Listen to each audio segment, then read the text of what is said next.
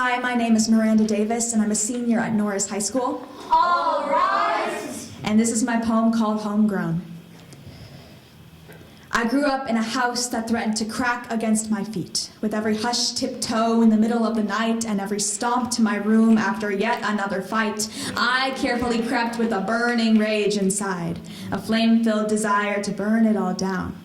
I don't know when it started or even quite why. All I know is I was a child, and my first steps were on eggshells. I grew up in a house with walls that watched me more carefully than my father ever did. The grain and the hardwood floors knew my favorite songs better because they were the ones that held me when I danced and picked me up when I cried.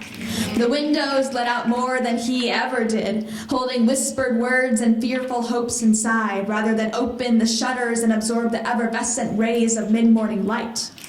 I grew up in a house with dirty dishes in the sink because it's better to abandon and forget than clean up the messes that corrode and rot and eat away at every starving soul under that roof.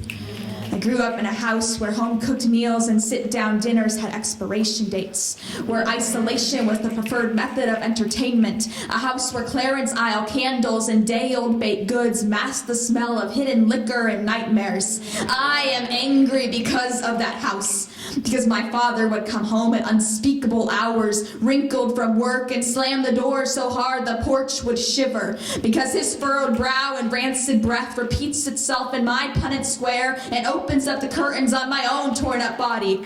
I can hold a grudge like the hand he never gave me to cross the street, and I will never love a man unless he is angry, because that is my father.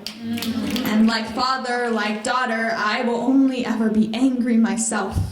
It was as though the house longed for a natural disaster louder than the one upon that foundation. And I thought to myself, if a tree falls in the forest and no one is around to see the breakdown, did it even matter?